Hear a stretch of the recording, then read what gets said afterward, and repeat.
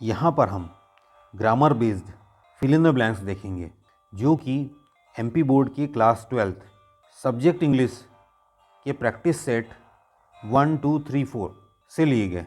Fill in the blanks start करने से पहले हम कुछ बेसिक ग्रामर्स रूल्स जान लेते हैं जो कि हमें एग्जामिनेशन में काम आएंगे। उसके साथ साथ में जब हम फिल इन द ब्लैंक्स की एक्सरसाइज करेंगे तो आप इजीली उसको रिकॉल कर पाओगे और आपकी परमानेंट मेमोरी में वो सेव हो जाएगा। Let's start. 3 आर्टिकल होते हैं, ए एंड द। ए या फिर एन, इसे हम इंडेफिनेट आर्टिकल कहते हैं जिसका हम उपयोग यूज्ड विद सिंगुलर एक वचन हो और काउंटेबल गणनीय नाउन के साथ में सिर्फ करते हैं। अब दोनों में डिफरेंस क्या? दोनों का ही मतलब एक होता है, एक या फिर वन। दोनों का वन मतलब है तो डिफरेंस क्यों? ए का उपयोग हम किसी भी नाउन या फिर संज्ञा या फिर नाउन से पहले हम एडजेक्टिव संज्ञा विशेषण हो और उसको बोलने पे अगर वो कॉन्सोनेंट साउंड से स्टार्ट हो रहा मतलब व्यंजन स्वर हमें सुनाई दे तो हम ए का उपयोग करेंगे। वहीं अगर हमें बोलने पे सेम सिचुएशन में वॉवल साउंड मतलब मात्रा का आवाज़ आए या स्वर आए बोलने पे एन का उपयोग करते हैं। फिर आता है हमारे पास में थर्ड है दी का है उपयोग। तो दी को हम डेफिनेट आर्टिकल कहते हैं जो कि कई बार ओ के मतलब में उपयोग करते हैं, जिसे हम सिंगुलर मतलब एक वचन एज वेल एज साथ ही साथ प्लूरल नाउन के साथ में भी उपयोग कर सकते हैं। विशेष करके जो आपको एग्जामिनेशन पॉइंट ऑफ से इम्पोर्टेंट है, नेम ऑफ हिस्टोरिकल बिल्डिंग जैसे लाल किला, चार मीनार, उससे पहले आपका द आएगा। होली बुक्स जैसे आपके रामायण हो गया, गीता हो गया, बाइबल हो गया, कुरान हो गया। रिवर्स द गंगा लिखेंगे, द यमुना लिखेंगे। वैसे mountain range the Himalaya, newspaper the Hindu. इसके साथ साथ में एक अलग से वीडियो बना है हमारा आर्टिकल पर, उसको भी आप कंसल्ट कर सकते हैं फॉर फर्दर डिटेल्स। मच मतलब अधिक, इसको हम अनकाउंटेबल नाउन मतलब अगणनीय संज्ञा के साथ में इस्तेमाल प्रयोग करते हैं। मेनी यानी बहुत या कई, इसको हम काउंटेबल नाउन जो हम गिन सकते हैं, जैसे तरह से 1 बुक 2 बुक इस तरह से हम काउंट कर सकते हैं। वहीं अनकाउंटेबल की बात करें तो हम सॉल्ट 1 सॉल्ट नहीं बोल सकते, 1 राइस नहीं बोल सकते, तो वो आपका अनकाउंटेबल कहलाएगा। नेक्स्ट है एनी। एनी का उपयोग हम नेगेटिव सेंटेंस और इंट्रोगेटिव सेंटेंस के साथ में करते हैं। एक्सेप्ट मतलब एक अपवाद भी है। अगर आपको सेंटेंस से पता चले कि ये ऑफ़र या फिर रिक्वेस्ट है तो हम ऑफ़र के एनी के स्थान पर हम सम का इस्तेमाल करते हैं, अन्यथा सम का इस्तेमाल हम अफर्मेटिव सेंटेंसेस में करते हैं। अब कई शब्द ऐसे होते हैं जो हमें पता नहीं रहते कि नेगेटिव है या नहीं है, तब हम उन शब्दों को देख लेते, जैसे विदाउट, हार्डली बामुश्किल, विदाउट यानी बिना, रेयरली का भी बामुश्किल, स्कैर्सली का मात्रा में, नाइदर, नॉर इसका मतलब नहीं नहीं, नो नहीं, नेवर कभी नहीं, नॉट नहीं। ये सभी एक्सप्रेस नेगेटिव सेंस, ये सभी आपके नेगेटिव सेंस को ही व्यक्त करते हैं। फिर हमारे पास में एक में फोर और सिंस का इस्तेमाल किया गया है।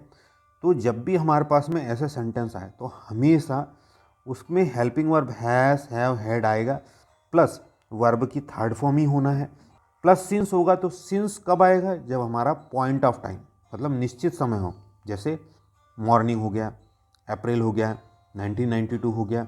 और फोर का उपयोग हम करते पीरियड ऑफ टाइम मतलब कि फॉर 2 आवर्स, फॉर 5 डेज।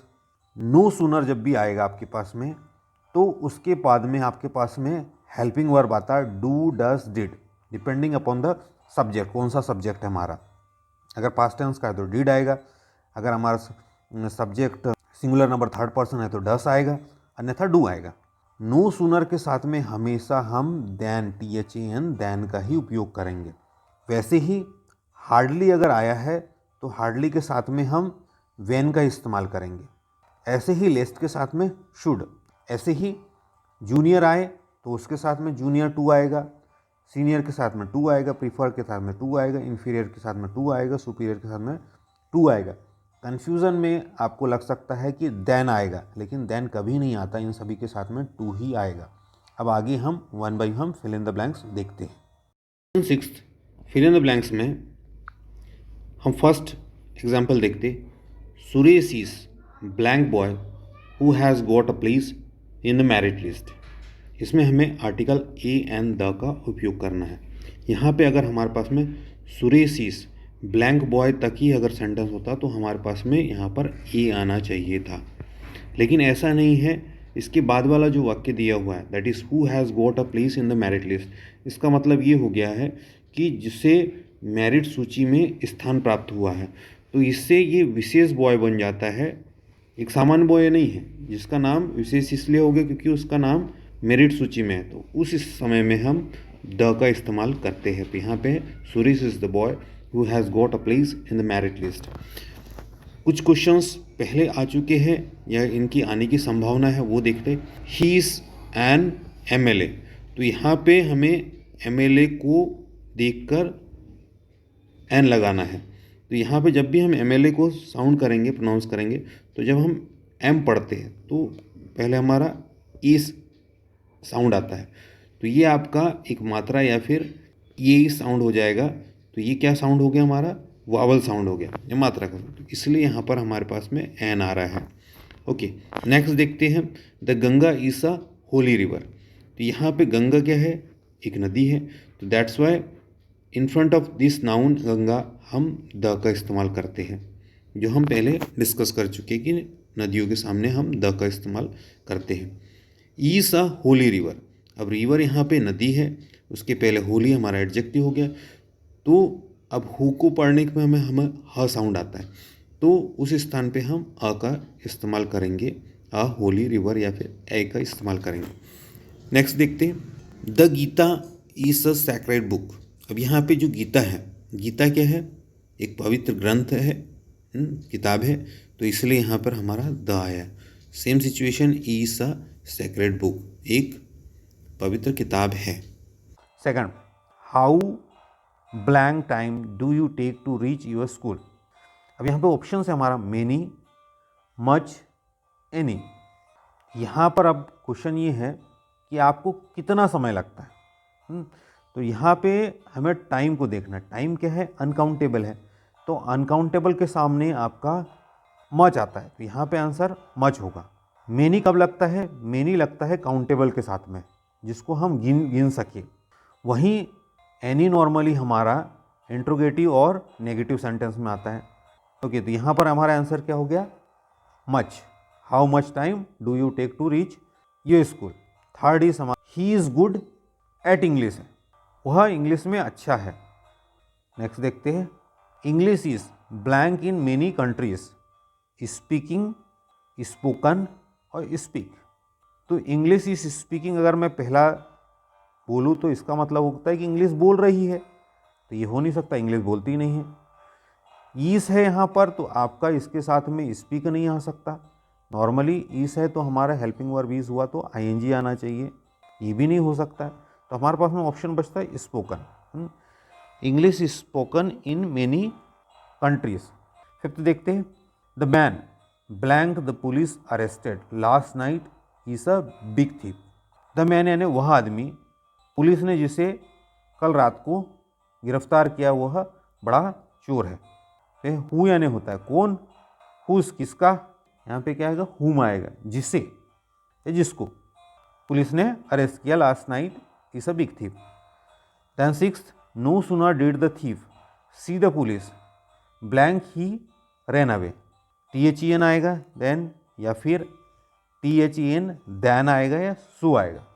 तो यहाँ पर सिंपल सी बात है कि जब भी आपके पास में नो सूनर आए तो उसका ऑप्शन आपका देन के साथ में ही होगा, तो ये कॉम्बिनेशन ही आपको मिलाना है। तो THEN ही इसका सही आंसर होगा। जैसे ही चोर ने, थीफ यानी चोर ने पुलिस को देखा था, वैसे ही वो भाग खड़ा हुआ। इसके आंसर्स हम देख चुके हैं। फर्स्ट का द, सेकंड का मच, थर्ड का एट, फोर्थ का स्पोकन, फिफ्थ का हुम एंड सिक्स का देन। ओके, सेकंड सेट देखते हैं। He blank my pen in his bag. हमारे पास में हाइड है, हिड है, हिडन है। तो हाइड तो हो गया हमारा फर्स्ट फॉर्म HID, HID हो गया सेकंड फॉर्म, और हिडन हो गया थर्ड फॉर्म। ही अगर होता है तो ये हमारा सब्जेक्ट देखें तो ये सिंगुलर नंबर थर्ड पर्सन है, तो ये जब भी होगा तो उसके साथ में हमारे वर्ब के साथ में यस लगना चाहिए, ES या IS लगना चाहिए। जो यहाँ पर अवेलेबल है ही नहीं और वो इसके साथ में लगता है, तो ये तो हो गया हमारा कैंसिल। हिडन हो नहीं सकता, क्योंकि हिडन अगर हम यूज़ करते हैं तो उसके सामने हमें हैज़, हैव, हैड ऐसे हेल्पिंग वर्ब्स की ज़रूरत पड़ती, तो ये भी नहीं हो सकता है। तो हमारे पास में सिर्फ ऑप्शन बच जाता हिड, पास्ट टेंस हो गया था। ही hide my pen in his bag, इसका मतलब हो गया था उसने मेरे पेन को उसके बैग में छुपाया था। Next, how blank times have you visited Shimla. अब इसमें टाइम्स का मतलब होता है बार, आप कितने बार शिमला गए थे। तो यहाँ पे आपका दिख रहा है हाउ मैनी, कई कितने बार, तो यहाँ पे how many times have you visited Shimla, आप कितने बार। थर्ड देखते, अनुज इज जूनियर ब्लैंक मी। तो जब भी आपके पास में जूनियर हो, सीनियर हो, इन्फीरियर हो या फिर सुपीरियर हो, इन सभी के साथ में हमारा टू ही आएगा। आंसर क्या हो गया, Anuj is junior to me. Next, work hard lest you should fail. इसमें भी फिक्स है आपका कि जब भी हमारे पास में लेस्ट हो तो उसका कॉम्बिनेशन हमारा शुड ही होगा, इसके अलावा कोई ऑप्शन नहीं होता है। आप मेहनत करें अन्यथा फेल हो जाएंगे। फिफ्थ देखते हैं, don't walk carelessly blank you will fall down. आपके पास में ऑप्शन है एंड, बट, एल्स। केयरलेसली यानी बगैर सावधानी के, तो आप बगैर सावधानी के ना चले, अन्यथा आप गिर जाएंगे। तो अन्यथा के लिए क्या आएगा यहाँ पर, एल्स। तो हमारा आंसर क्या हो गया, else. Don't walk carelessly else you will fall down, नहीं तो आप गिर जाएंगे। Sixth, hardly had the thief seen the police blank he ran away. जैसे ही थीफ ने, चोर ने पुलिस को देखा तो वो भाग खड़ा हुआ। तो हार्डली के साथ में हमेशा वैन ही आएगा हमारा। Hardly had the thief seen the police when he ran away. Answers हो गया, फर्स्ट का हिड, सेकंड का मैनी, थर्ड का टू, फोर्थ का शुड, फिफ्थ का एल्स, सिक्स्थ का व्हेन। अब देखते हैं थर्ड पेपर। फर्स्ट देखते, Mohan loves reading, he has read blank books in the library. Each आएगा, एवरी आएगा, मेनी। ईच का मतलब होता है प्रत्येक, एवरी का मतलब होता है सभी या हर एक, और मेनी का मतलब होता है कई। तो मोहन को बुक पढ़ना पसंद है, तो he has read every book, मतलब सभी किताबें उसने पढ़ी है। यहाँ पे हमारा आंसर क्या हो जाएगा, every. Second, I blank him for 10 years. अब यहाँ पे जब भी हमारे पास में फोर आता है, सिंस आता है, फोर हमारा पीरियड ऑफ टाइम के लिए होता है, सिंस हमारा पॉइंट ऑफ टाइम के लिए होता है। तो अब इसमें से देखते हैं उसके साथ में, तब इसकी पहचान कैसे होगी। तो उसके अंदर आपका एक has, have, had helping verb होगा और वर्ब की थर्ड फॉर्म होती है। इसका आपका ऑप्शन होगा have known, I have known him for 10 years. Then next, his uncle died blank of. इसका आंसर आएगा ऑफ। हमेशा जब भी कोई किसी व्यक्ति बीमारी से मरता है तो उसमें हम डाइड ऑफ लिखते हैं। Then we blank to respect our elders. यहाँ पे टू लिखा है, तो ये टू आपका बहुत कुछ चीज़ों को बदल देता है। उस जगह पे आपका हमेशा आउट आएगा, शुड और मस्ट नहीं आ सकता। तो आंसर होगा we ought to respect our elders. तो जब भी आपको टू दिखे और ये ऑप्शंस इस तरह से अवेलेबल हो, तो इन तीनों ऑप्शन में हमेशा आपका आउट टू ही होगा।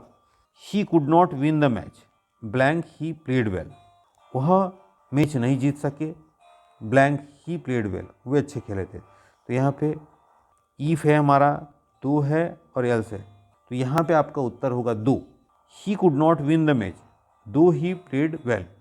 यद्यपि उन्होंने अच्छा खेला फिर भी वो मैच नहीं जीत पाए।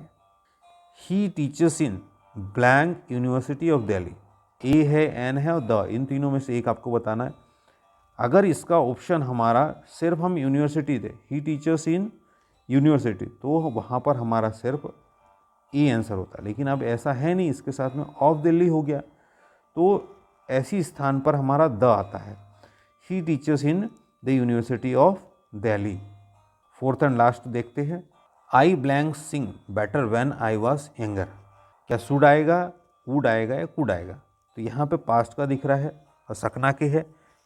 आई कुड, मैं बेटर यानी बेहतर गाना गा सकता था। व्हेन आई वॉज यंगर, जब मैं युवा था या छोटा था।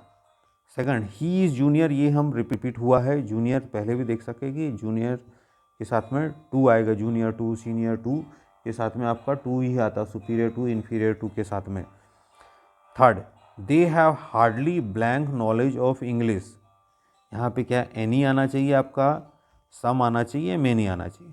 तो नेगेटिव सेंस और इंट्रोगेटिव सेंस जब आए तब हमारा एनी आता है। तो यहाँ पे हार्डली हमारा नेगेटिव सेंस लेके आता है बामुश्किल, उसे बड़ी मुश्किल से इंग्लिश का नॉलेज है, तो ऐसी स्थान पर आपका एनी आएगा। They have hardly any knowledge of English. I blank anything since morning, haven't eaten, did not eat और डोंट ईट।